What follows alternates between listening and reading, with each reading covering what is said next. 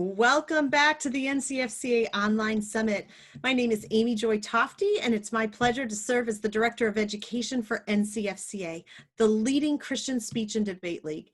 Since 2001, NCFCA has empowered Christian students to apply and communicate their worldview with skill and clarity.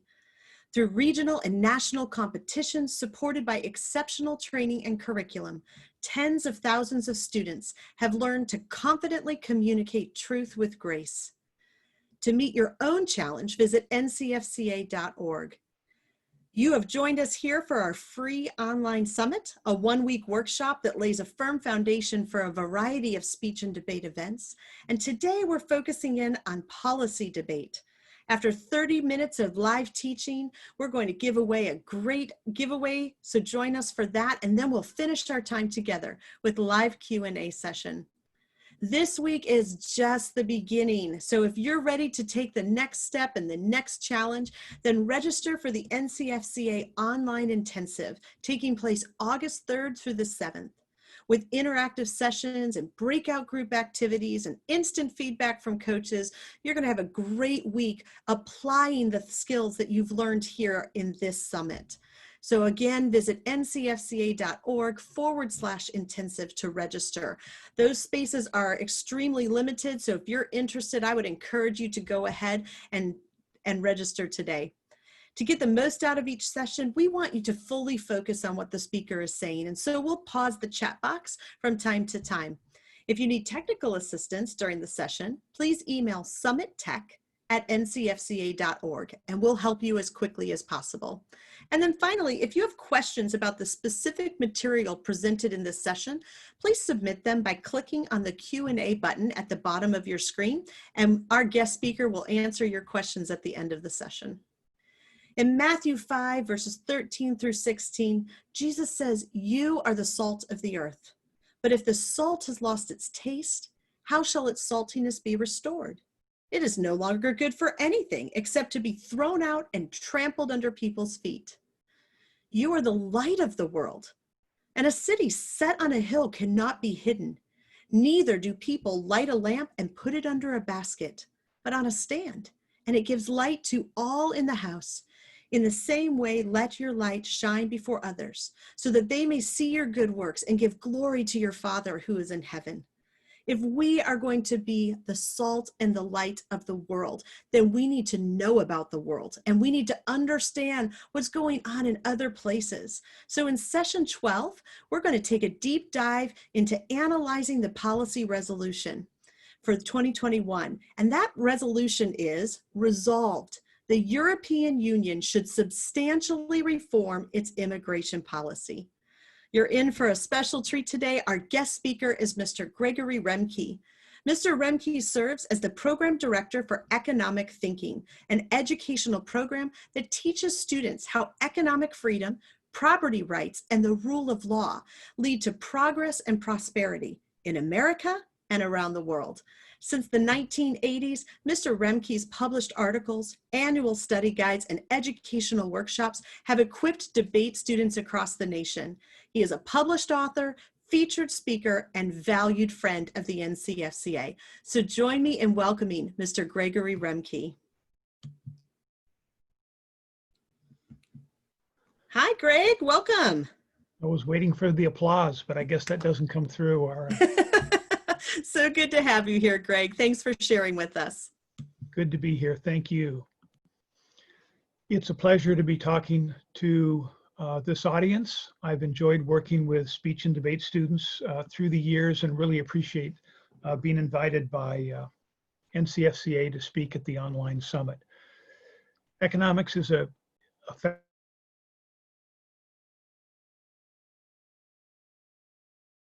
especially, it can be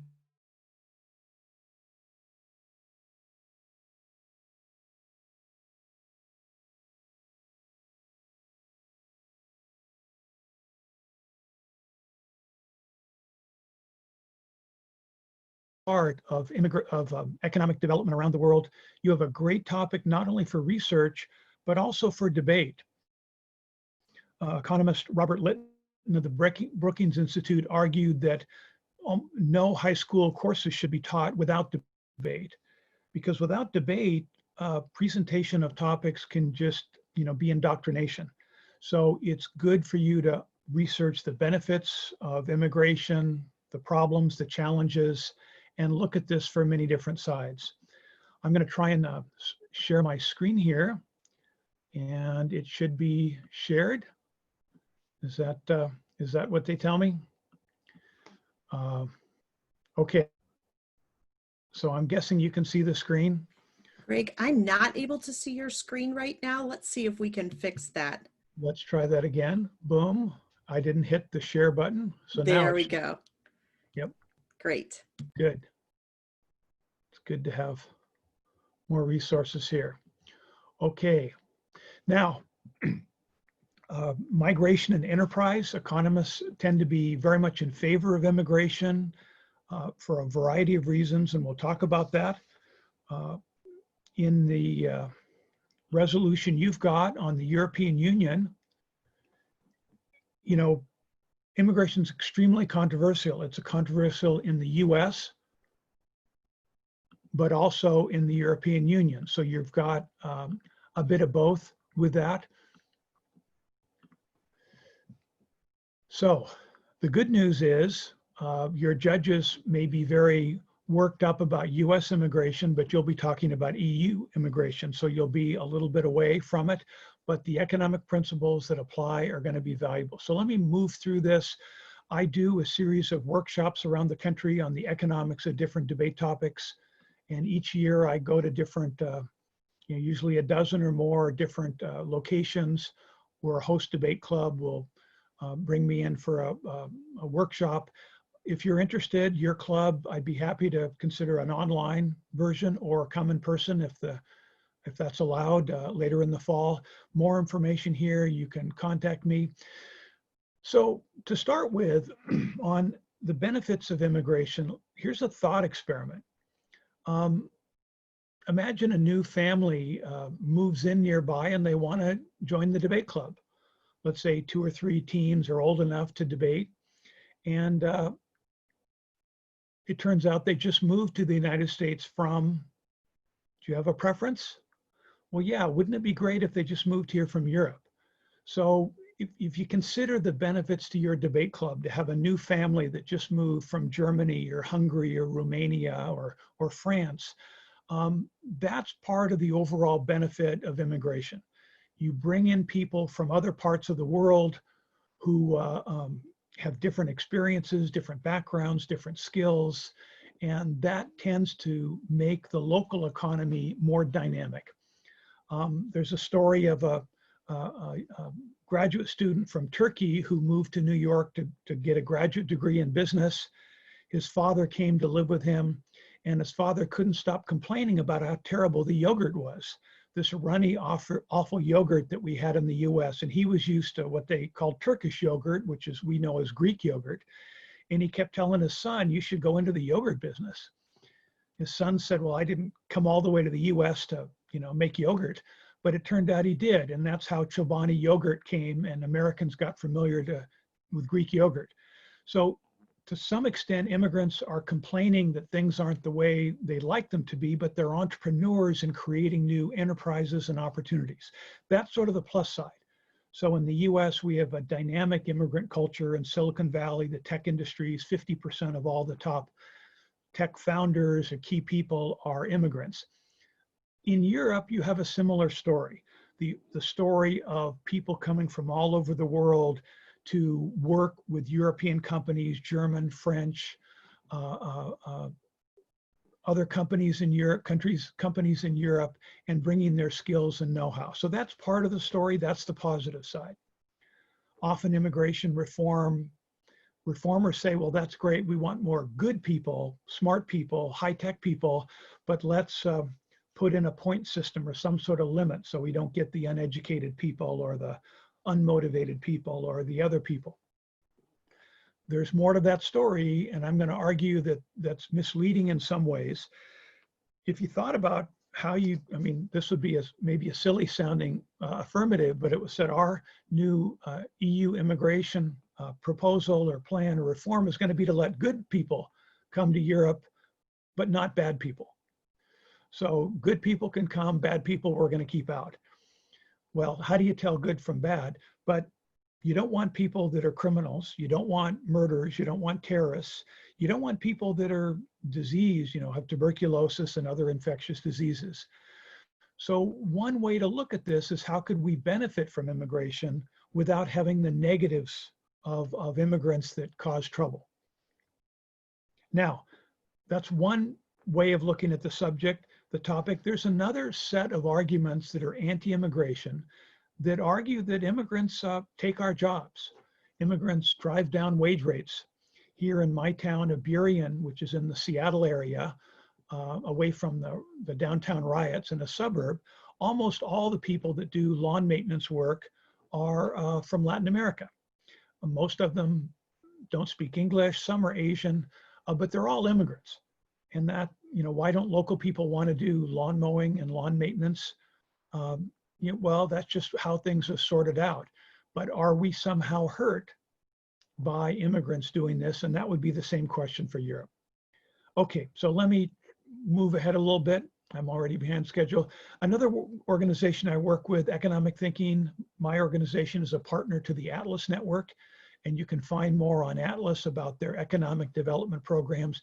They have dozens of partners with European think tanks and research organizations, and I work with the Institute for Economic Studies Europe and work with partners in Europe in doing economic education, mostly for college students. I also work with American Logos, which is mostly a homeschool group that does debate in European debate tournaments. Okay, so EU immigration questions. You're going to have to learn some history of the European Union. What happened before the EU? Well, war. World War I, World War II, the Cold War. The purpose of the European Union and the unions that preceded it was to re-knit Europe into a trading network where countries were at peace instead of at war. France and Germany at war in World War I, World War II, plus in the 18th century, the Franco-Prussian War, the Napoleonic Wars. How do we keep France and Germany from going to war? Following World War II, we had the unfortunate reality of communism. The USSR and Eastern European client communist countries. So we had the Cold War that went from the 40s all through 1989 when came the fall of the Berlin Wall, the Iron Curtain, the fall of communism. So the EU grows during the Cold War. It tries to knit together the Western European countries, but the background to the EU is developing a Europe that is peaceful and prosperous, unlike the conflict and turmoil that happened in the early 19th century and through much of the 18th century. So you find the EU starting with the Maastricht Treaty in 1993, but before that, the Treaty of Paris, which was originally a European coal and steel community for trading coal and steel. Why did they do that? Well, if they didn't trade it, the Germans would march out and conquer it and take it by force. So you wanted a trading network to decrease the desire for the military grabbing resources. Then comes the Treaty of Rome, and this is the European Economic Community. This is the preceding organization to the EU. And the goal was to have a common market between members so you wouldn't have tariffs or implements to the flow of labor. And so it was a steady process of decreasing those trade regulations, and you wanted to avoid the protectionist policies that were trying to keep out foreign goods. Okay, so there you have a little bit of the background of the European Union. As you read the European Union, you'll see it expands step by step, and you should be familiar with that history. Later treaties had to set up, international organizations to resolve disputes and built a bureaucracy that critics, criticize. Okay, how do we get to our next slide? So let's talk a little bit about actual EU immigration. Now, the whole history of Europe is a history of migration of, peoples from one place to another. In the 1600s, there's 30,000 Scots that live in Poland. There's migration of the the Huguenots are expelled, and some 30% of Berlin are Frenchmen who've been kicked out of France. There's a long history of movement throughout Europe. But I think we're focused on post-World War II, the first major migration after World War II, while there was the occupation of Germany by the Allied forces, and what the Soviet Union had became East Germany. But first there was the migration of Germans. Germans were expelled from all the countries they were in throughout Europe because of the wars. So this was tens of thousands of people died. It was an awful situation, but Europe was devastated. They blamed the Germans. The Germans came back to Germany in large numbers, and that because of the German economic reforms, the free market policies that came with Ludwig Erhard and others, where they basically disobeyed the US regulatory restrictions, they had an economic miracle. Germany's economy just boomed, much as Japan's did. It made other countries think that the best thing for your economy is to get conquered by the United States. But the German economic reform meant that they needed workers. Their factories were booming. So you had migration of workers from around Europe, around the world, to Germany to take these factory jobs. So Yugoslavia, the Tito in Yugoslavia, unlike other communist countries, let his workers out. So lots of Yugoslavs went to Germany and worked. Some moved there. Others just worked for some months and came back prosperous. The Yugoslav economy was dynamic and growing, in part because they let people out to Western countries where they could work. Lots of Yugoslavs came to the West Coast, Pacific Northwest of the US. They went to Australia. And so you have that history. Next come migrant workers from Turkey. Turkey was poor with a high population growth. Millions were migrating to Istanbul, the central city in Turkey, but they were moving on from there to migrate to other European countries, particularly to Germany, which again needed more workers because the economy was booming. So you have this. I'm so sorry to interrupt, Mr. Rhemke. We would Yes. love to see your slides, but for some reason they're not playing. So could we try to share that screen again? Okay, my slides went away. They did. They vanished. Yep, that's great. Go ahead and we'll see if that works now. Thank you so much. Okay, have they been gone for long? They have, but we can add them back in, so don't worry about it. Okay. So a large part of this was the migration of workers to the booming German and then West European economy. Western Europe recovered from World War II. The economy expanded dramatically. Interestingly, Italy had the fastest growing economy in all of Western Europe from after World War II on through the 1970s, when it had, market reforms, limited government. Greece was growing rapidly. So this economic development in Europe attracted workers. And so the big part about migration through much of this period is labor migration. So Germany or European Union set up for guest worker programs, allow workers to come in to work in the factories. And what happened is people came to work and they ended up staying. They ended up bringing in their family. So a lot of the complaints about the guest worker programs later is that they led to larger migrations than was originally planned. So you have a distinction between labor mobility and immigration. So that's part of the story. So after the fall of communism, the next large-scale migration of workers, the Iron Curtain fell, and you had impoverished people in Eastern Europe, Romania, Poland, Czechoslovakia, Yugoslavia, who lived for decades under communism and were very poor compared to the West. So they migrated in large numbers to Western European countries to take jobs. And later, the EU was expanded to include Eastern Europe. So, what was a labor policy or immigration policy became just part of Europe. This is one interesting a book from a few years ago, Immigrants, Your Country Needs Them, by Philip Legrain, a European journalist. He is pro-immigration, and he has a couple fascinating examples. But one is when Britain opened up to allow the countries in 2004 expansion to Poland and Czechoslovakia, there were 75 million, mostly poor people that could have come to England with these reforms, but very few did. Many people did, but far fewer people came and they flew back. So one of the things you find out is even as you opened immigration to the poor countries of Eastern Europe, the fear was you'd have a massive migration. You had people come in, but it wasn't massive. There's a fun online documentary, The Big Fat Romanian Migration, I think it's called. And that was the day in England where they had reduced immigration barriers so anybody in Romania could come to England to work and live. And so there were TV stations and all these reporters at the airport waiting for the first plane to come from Romania. And it turned out there was only one guy on it who wanted to find work in England. I mean, more came later and more came before, but it's a story of you open up for migration. Most people don't want to migrate. So background story. Okay, more on this. What's the major event from 2019 relevant to EU immigration?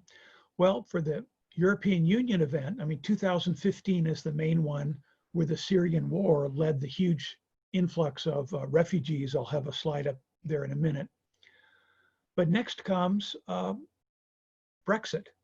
Brexit is the United Kingdom leaving the European Union, some 20% of the entire EU economy. It's a huge event with a huge impact. So this happened as of January 31st, 2020. They're still in trade negotiations. There's June and December deadlines for treaties on how they're going to do trade. But one of the things that led to Brexit was the large influx of immigrants from Middle East, North Africa, from Syria, and concern that England, the United Kingdom, lost control of immigration. Many people were opposed to it. The Brexiteers were often populists and anti-immigrants, skeptical of Polish plumbers and Romanian gypsies, as well as immigrants from, Pakistan, India, and Middle East, North Africa. That may have pushed it into Brexit.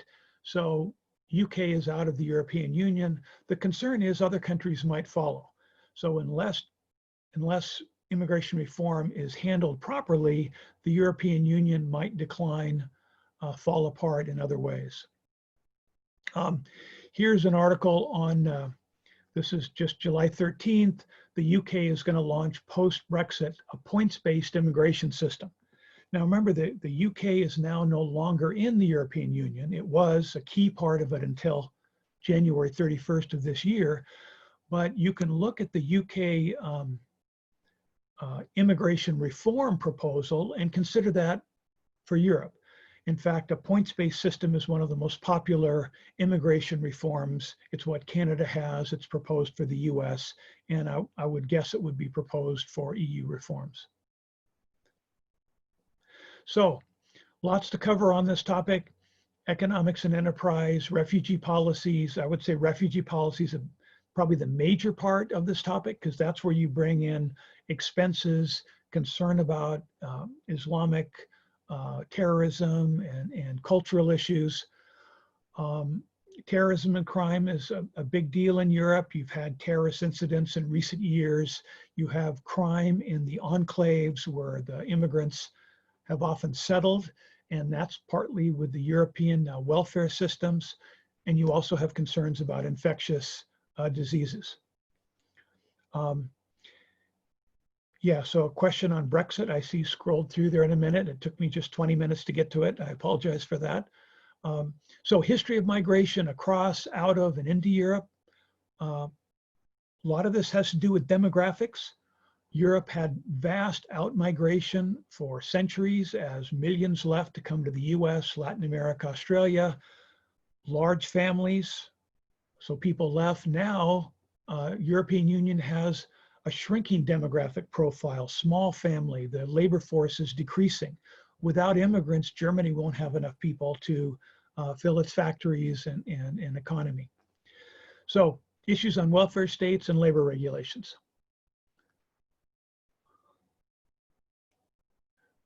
Here's the sort of key economic point about the shape of immigrants and the shape of EU workers. In the European Union, like the United States, you tend to have an egg shape. You have a limited number of people that get PhDs in engineering and scientists in college, a limited number of engineers because it's a prosperous country and engineering is hard. And there's very few that don't have a high school education. There's very few that don't know the local languages. So an egg-shaped labor profile for the EU. For immigrants, though, there's engineers and scientists in India and around the world that want to come to the EU just as they want to come to the US. In the US, some 50% of the key workers in high-tech companies are immigrants. So, you know, Microsoft, Google, PayPal, and so forth, and very similar in Europe. Also, in the US, we have a lot of low-skilled people from Latin America who, I mean, good people, but they don't have a high school education, limited language skills. Same in Europe. A lot of immigrants without a good education, without language skills. And so what happens when you have immigration is these two go together, right? You have a complementarity. So immigration, you bring in immigrants that fill in the gaps. One of the interesting things about this too, immigrants aren't as tightly connected. So when the economy tanks, as it has in the US and has in Europe because of the pandemic, immigrants leave. They can go back to their families and friends and relatives. It's easier for them to move, although it's, you know, it's not what they want to do, but they go away, they come when there's jobs, they leave when there isn't jobs. So anyway, this is one of the reasons economists generally favor labor mobility as a way to increase economic growth. Another aspect, by the way, is these immigrant workers are the main source of financial support in Latin America from American workers here and for Africa. So the main source of revenue for Africa, for India, for Pakistan, for Bangladesh, are workers in Europe and the US sending money back to friends and relatives. It's like 40 times more than the total amount of foreign aid. Okay. I can't see my timeline. I don't know if I'm going on forever, but next step is to look at economic freedom. I'm going to encourage you to look at the Heritage Foundation's Index of Economic Freedom, look at the European countries, understand how they measure economic freedom. And sort of the broader economic question we have is, why are there all these countries where people are really poor and suffering that they want to come as refugees to Europe? There's conflicts in Syria and other countries, but the people are very, very poor. That's a big part of why they're wanting to come. So why is that? Well, it's because they lack the economic institutions that allow wealth creation. The same policies that would help Europe grow and prosper, help the US, would help North Africa, other African countries as well. So Heritage has more about that. Also, the Economic Freedom of the World Index. This is from the Fraser Institute in Canada. I highly recommend their index as well for an understanding of the type of reforms that will reduce refugees and help the world become more prosperous. Fraser also has an Economic Freedom of the Arab World Index that looks at the institutional problems in Arab countries and why it's so difficult to create jobs and prosperity, which is in turn why so many people are leaving and trying to get into Europe legally or illegally. So highly recommended resources. Background view, I mean, right now we're in a giant economic downturn and pandemic, but overall, you should understand that there's a tremendous growth and prosperity around the world. We have the lowest amount of global poverty than we've ever had in the history of the world. At the same time, over the last 20 years, that the world population went up by billions of people, the number of people in poverty dropped down to around 700 million by now. So 1 billion less people are in abject poverty. And that's because of the economic development in China, Southeast Asia, India, and more recently, Africa. So that's the good news. And the red line shows you from the Economic Freedom Index, economic freedom has increased.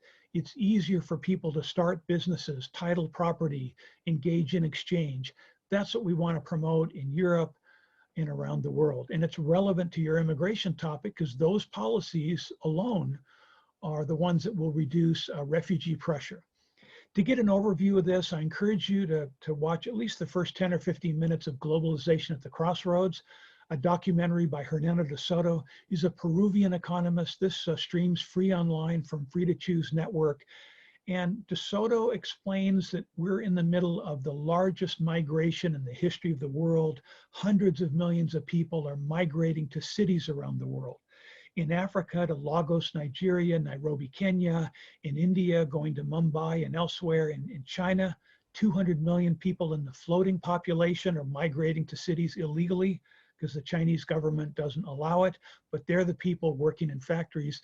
The reason why wealth is increasing around the world, it's not only the economic reforms, but the migration of people from the poverty in the countryside to the cities where there's jobs, there's electricity, there's a chance to engage in the global economy. De Soto's other documentary, particularly powerful for this topic, he grew up part of his life in Switzerland and part in Peru. And as a kid and as a teenager, he wondered why the Swiss were so wealthy and the Peruvians so poor. At first, he assumed the Swiss must be smarter and harder working, but then he actually met, people. It's not true. There's something else. There's a secret sauce to prosperity. And it turns out Switzerland used to be the poorest country in Europe until they changed their legal systems. So he describes those reforms in Swiss history. He also describes the reforms at his institute, the Institute for Liberty and Democracy, has helped bring to Peru, titling of property, legalizing businesses, allowing contracts and trade. He has a number of amazing stories, and he also has fascinating research for Egypt. Egypt is a mess because it's hard for people to start businesses. It's hard for people to title property. He describes that in the documentary, The Unlikely Heroes of the Arab Spring. I'm wearing myself out speaking. I hope I'm not wearing out my audience. But as you watch this, you'll get a sense of how this debate topic on European immigration reform, it comes from the Arab Spring, the freedom movement across North Africa that gets stuck in Syria in a civil war, leads to massive bloodshed, and then the huge migration in 2015. But what were these people protesting against? De Soto argues they weren't, about voting and that sort of stuff. They mostly wanted the freedom to run a business. They wanted legal businesses, property titling, and instead their totalitarian governments in Tunisia, Algeria, Saudi Arabia, Iraq, Iran, those governments were preventing them from starting businesses. And that's a big part of the problems in the developing world. And De Soto gives you one way to look at that, the challenge of informality in legal systems. So I'll leave that for you to pursue.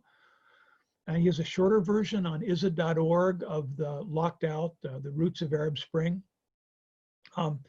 Here's a slide just showing the migrants and refugees. I mentioned 2015.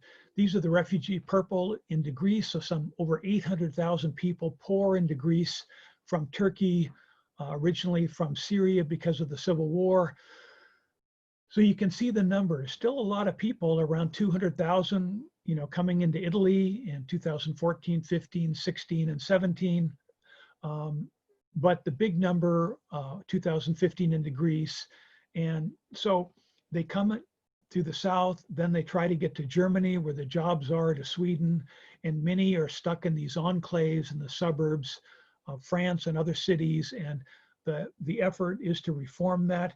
You may have seen the book by Douglas Murray, The Strange Death of Europe. And he is very negative and very skeptical on how European small family size and being replaced by Islamic refugees and immigrants are changing the character of Europe. So challenging topic in many ways. Books I'll recommend on the topic, Arrival City is fascinating, and I'll leave you can look on Amazon and find more about these. On my website, economicthinking.org, I have articles on various aspects of immigration, many from past topics, but also in the last couple of days, more on charter cities, on European Union reform, on history of migration, humanitarian aid, various things. So I recommend economicthinking.org for resources on the topic.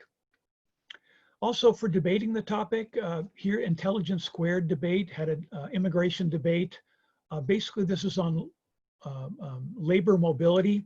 Let people take a job anywhere. So you have airplane loads of agricultural workers trying to fly from Ukraine into France and elsewhere in the EU to be agricultural workers. They have challenges now because of the pandemic, but labor mobility is a key thing. So you have two advocates, two in favor of, two against, and their resources and information on that here. Okay, I believe I'm winding up on my time pretty soon, but I'll mention the US red card solution is just a work visa. Let people come in and work legally. They have insurance, they'll be taken care of. You could say, call for the same reform for Europe. Startup visas, this is what Canada has. This is proposed for the US. Let somebody come in and start a business where they're hiring dozens or hundreds of US workers and they get a visa while they're starting a company. Canada has the point system, the startup visas. They have privately sponsored refugees, which the US used to have. Churches and immigrant groups would sponsor refugees instead of governments. Those are all reform proposals. So some notes on the Canadian system that you could look at as an alternative to current European programs. A couple more minutes and someone will break in when it's time for me to wrap up. If I encourage you to go back 1,000 years to study EU immigration, you might say no thanks, but I'm going to argue that the history of Europe is the history of cities, of Venice, Genoa, and the Hansa. The Hanseatic League, a league of 100 Baltic and German cities that were a backbone of European commerce for centuries and still influence Europe today. Advocates for European reform and revitalizing the European Union call for limited government, free market, stop overspending. And these are Hanseatic League cities: Denmark, Estonia, Finland, Ireland, Latvia, countries with a history of Hanseatic League. You know, Hamburg, for example, its real name is a free and Han city.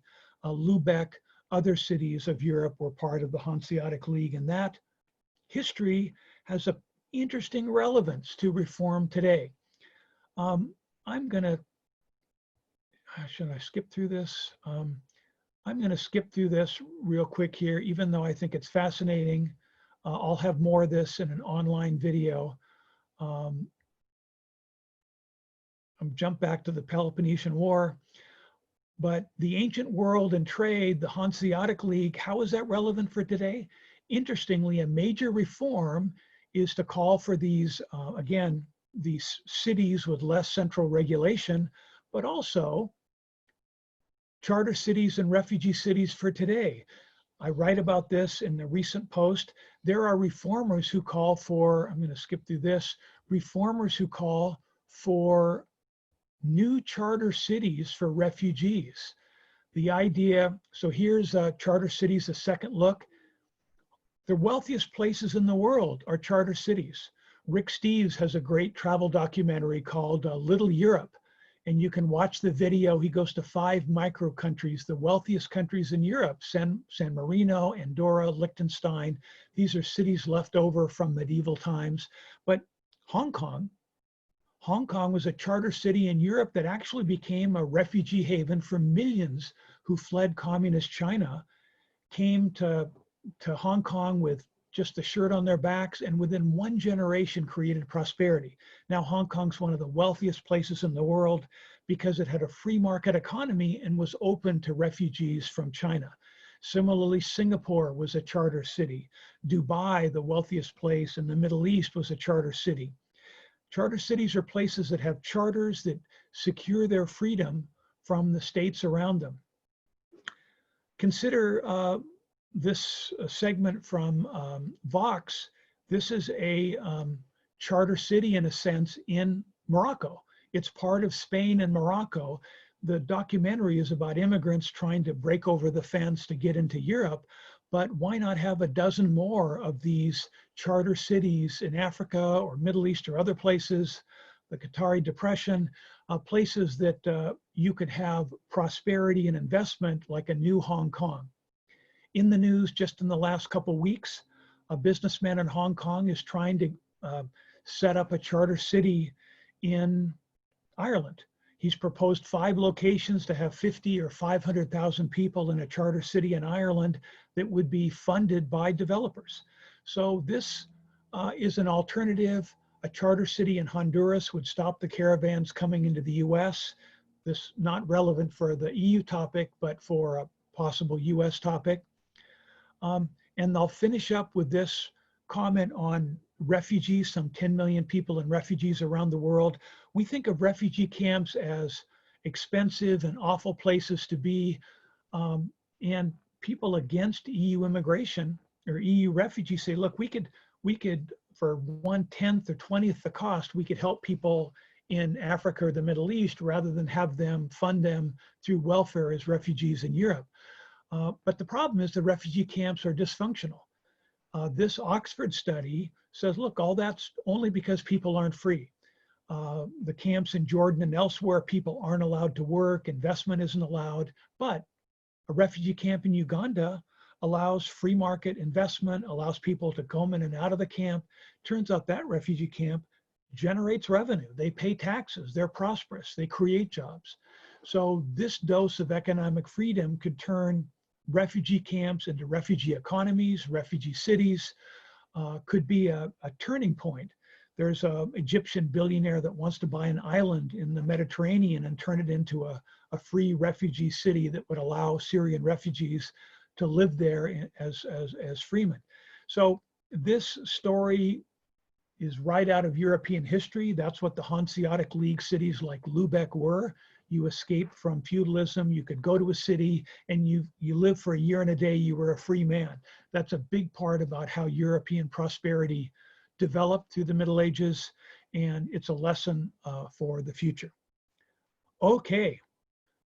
Thank you very much for everything. And again, more resources at economicthinking.org. And I can open up for questions. That's great. Mr. Rhemke, I just want to thank you so much for this great information. And you are a fantastic storyteller. I loved how you painted the history of all of this in 30 minutes. So obviously this is a very, very broad topic, and we're going to open up for some question answers in just a moment. But I do have our Director of Marketing, Mrs. Natalia Rosa, who has some great giveaways for you today. We do. We have a lot of giveaways, and I am not going to take up very much time because I see you have many great questions for Mr. Rhemke, as well as praise and thanks for all of the information that he has just shared. So quick response. Many of you have asked about our pre-season affiliation pricing and how that works. Essentially, that pre-season offer is going to end this Friday, July 31st. But if you affiliate before then, you save $50 off the regular season pricing, which is $150. So I encourage you to take advantage of that opportunity. We also have a limited number of spots for our online intensive next week. The intensive is kind of the follow-up to what we've offered you in the online summit. So if you are now really hungry to learn more, I can see that many of you are based on your questions, and you want to continue to build on the skills for public speaking, for policy debate, for value debate after you attend value debate sessions tomorrow, then sign up for the online intensive. Again, the spots are limited and we're going to be closing that registration soon, but you can register at ncfca.org/intensive. We have a free shipping code for our curriculum for value, policy, and speech. And that free shipping code is ship-NCFCA20. I'll put it in the chat for you later. Now for our giveaways. I know you're all waiting. We're grateful for Multnomah University for providing some fun swag packs for 6 of you. Multnomah is based in Oregon, and we're grateful for their partnership here. Our giveaways are Isaac Schaben, Aiden Hawley, David Kircher, Jillian Hanning, Joshua Aldrich, and Katie Oliver. And I'll copy all these names into the chat. If I called your name, please send us an email at summittech@ncfca.org and we will help you claim your prize.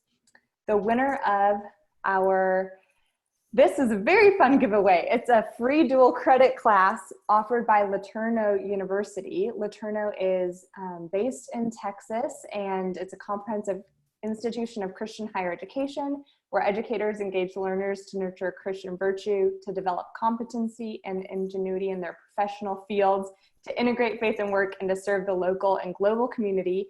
And they are giving one family one free dual credit class in this session today. And the winner of that great prize is Juliana Shepner. So Juliana Shepner, email us at summittech@ncfca.org, and we will help you to claim this prize. Our next giveaway, we have more. We have This is more. the longest Wow. one. Yes. Data Z is giving away a $50 Amazon gift card. You can read here on the screen some of the great benefits that they provide. This is a really fun and relevant resource for our policy debaters. You can create a variety of charts comparing data over time for different cities and states. So our winner of this gift card is Josiah Gottfried. Josiah, email us at summittech@ncfca.org and we will help you out. And our very last one is from Forge Leadership Network. You've been hearing about them all this week, but great swag pack and also a scholarship to their leadership summit. Carly Houchin, you are the winner of this giveaway. Email us and we'll connect to you for your prize. That's so fun to tell you. Thank you. That was a lot of great gifts. So I hope you guys enjoy those. Mr. Rhemke, we probably could talk for another 3 or 4 hours today. So I'm going to pick some of the highlight questions. First, can you just tell me how you got interested in economics and in looking at kind of these global issues? Wow. Well, like most people, I love talking about myself. At college, I was interested in history, but wasn't happy with my history class. So I, at the University of Washington, went into economics department, and Douglas North was teaching a course called The Rise of the Western World. And he went from medieval times to the present in 1 quarter. Doug North later won the Nobel Prize in economics, a co-winner in looking at institutions and the role of institutions in economic development, very similar to the discussion that Hernando de Soto had. I then got involved in development economics, the curiosity about why some countries are so poor. Actually, in the 1980s, I proposed a debate topic on US-Africa policy to the National Debate League. But, you know, we are so blessed in the US to have so much prosperity compared to the rest of the world. How did that come about? And then how do we share that with other countries? How can there be so many people poor in Middle East, North Africa? And I mean, I could see that in 1920 or 1820, but it's 2020. How could there be so much destitution, Latin America, South America, Africa? So that's what got me interested in this. History and the same story about why there's poverty today is the story of why there was poverty in the past. Right? Scotland was the poorest place in Europe in 1600. It was the wealthiest by 1800. Ireland goes from poverty in 1980 to prosperity by 2005. What happened? So that's great. So let's talk a little bit more about the European Union. So you mentioned Brexit, and you introduced why that took place, why Brexit was concerned about immigration. What kind of effect, though, did their exit have on the remaining European Union countries? Well, the French were thrilled not to have the British around anymore. I don't know if anyone's a fan of Yes Minister and Yes Prime Minister. The British comedy series was Margaret Thatcher's favorite television series, but there's an episode on the European Union, and Humphrey Appleby explains why the British got into the European Union. It was to muck it up, to cause turmoil between the British or the French and the Germans. But so realistically, though, England was a huge part. The UK, the financial center of Europe, the trade networks were huge. So it's devastating to German companies, French companies, and the trade network. So hopefully they'll negotiate trade agreements. But what the British Brexiteers didn't want is the European Union telling them what to do. Yes Minister starts off with the minister fighting against the Euro sausage. The European Union had decided what the British could put in their sausage because it had to comply with EU regulations. And that populist rhetoric led him to be elected, I think, prime minister in the series. So those sorts of stories of over-regulation by Brussels, the head of the EU, the huge bureaucracy, combined with anti-immigration and concerns about trade agreements that pushed the Brexit. So the big concern is, are other people going to exit? The concern in the US was that Texas was going to leave the US if Hillary Clinton was elected, and then California was going to leave when Donald Trump was elected. So these sorts of exiting things are still a part of a challenge of federalism. Can you talk a little bit about the Schengen area and what effect that plays? Are there immigration policies related to that the students could look at? I took the opportunity during the promotions to look that up so that I know something about it. But the idea is, from what I can see online, it was to set up a broader network of people could move in and out, because a number of European countries aren't in the EU, and some countries are coming in the EU, but they wanted the free movement of people from place to place ahead of that. So that's my understanding of Shenzhen, and I see there's new issues now with the pandemic. Yes. Locking down mobility from that. So I don't have a good answer. I leave that as an exercise for the students. That's great. So let's talk about the states that are getting flooded with refugees. So we have these border states, and then we have the further north states. What kind of conflict is that setting up when all those refugees are flooding into the Southern European Union member states? Okay, and of course, flooding is a somewhat charged word, right? A tsunami of refugees coming in. Well, actually, people may find online that you can buy an entire Italian village. Italy is being depopulated because people aren't having children. If you look at the population in many of the European countries, it's going down and down. But it's true, in 2015, you had a big surge of refugees. There's a quick example from Philip Legrain in his book on immigration.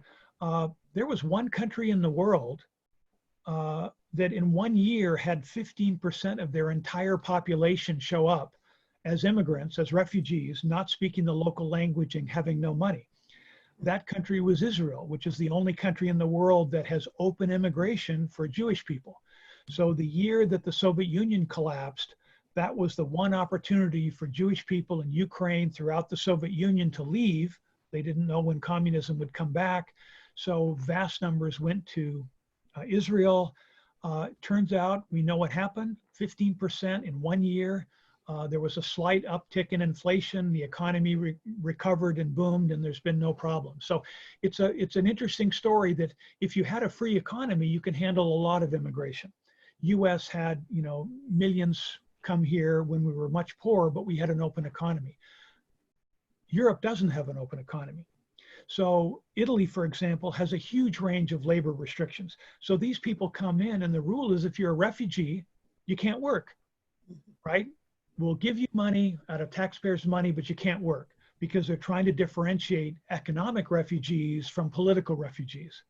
But people want to work. People want to earn income. And so part of the challenge is the labor regulations and restrictions and business restrictions that are thick in Italy and other European countries.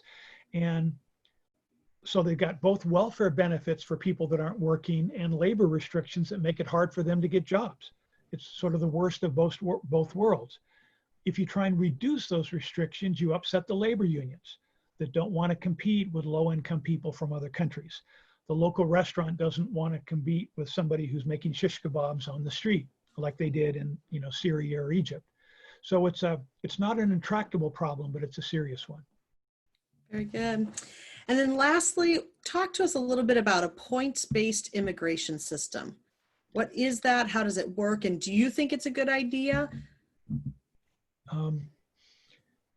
Good question. The economists generally argue that people ought to make their own choices on, it's a big, I don't know if anybody in the audience has considered moving to another country, but it's a pretty big decision.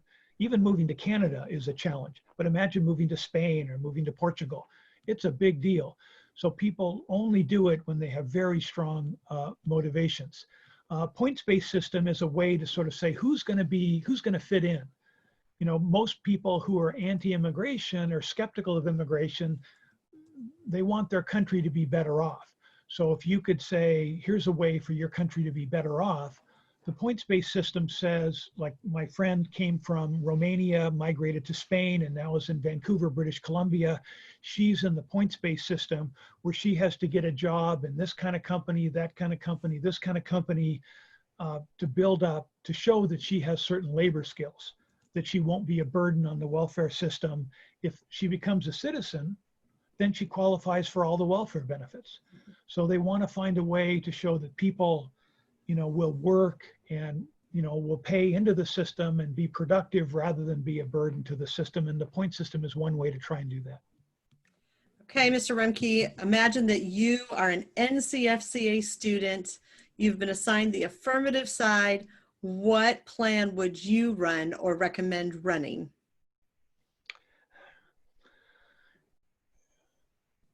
I like the idea of refugee cities or camps or enclaves for new refugees.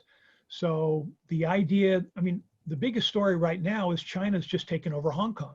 The freest place of the world now has the Chinese military police. So thousands, tens of thousands of people may be going to jail. They want to leave. Where can they go? Well, England has said, you know, you can come here as British citizens. This entrepreneur that I mentioned is trying to set up refugee cities in Ireland. So I would allow international organizations to set up independent cities like the Hanseatic League that would allow immigrants, would allow, whether you call them refugees or laborers, they would come in, you would, we want more Monacos. So if we had a dozen Monacos instead of one, we'd have, what, 12 Grand Prix races instead of just one and so forth. It'd be a great thing for Europe. There's tons of capital. So having a rebirth of the Hanseatic League may sound crazy, but there are islands, there are places, there must be a swamp someplace, or I guess we call them wetlands now, where you could build a new charter city for refugees and immigrants. That's great. Well, I want to thank you so much. I know that you have been just so gracious to the League and to students over the years. So can you again just tell us a little bit about your website and how students can get more information on the European Union? So economicthinking.org is my website, and I have one of the topic areas is immigration. If you click on that, there's a whole bunch of immigration articles. I've had public school had a legal immigration topic, I think 2 years ago. I wrote a lot about refugee cities and charter cities. I'll be adding more on the European Union. I work with the Institute for Economic Studies Europe and with the Atlas Network, and they, again, networking with economists in Europe, I will have more people with interviews and resources talking about immigration. It's a controversial topic, and I apologize if anything I said might be inflammatory if taken the wrong way, but it's great for students. Europe is a fascinating place. For all you students, your goal should be to get a grant to have 6 months doing research in Europe based on your high school or homeschool affirmative case. And that's a real opportunity. American Logos has debate tournaments. They go to World Schools tournaments throughout Europe every year. And that's an opportunity in the future too. That's great. Well, thank you so much, Mr. Rhemke. We do appreciate it. To our listening audience, thank you for being here with us today. I do want to invite you back in just a few moments. We're going to pause here, and then we're going to come back to do an information meeting about NCFCA. So if you have questions about this league or about ways that you can get involved, please come back here at about 4 o'clock and we'll be with you shortly. Then come back tomorrow. We're going to be delving into the world of value debate, and it is a great opportunity just to see a whole nother style of debate and ways that you can engage your students through the topics that we are working on this year. So thank you again so much for being here, and we'll see you back in just a few moments. Thank you. Thank you.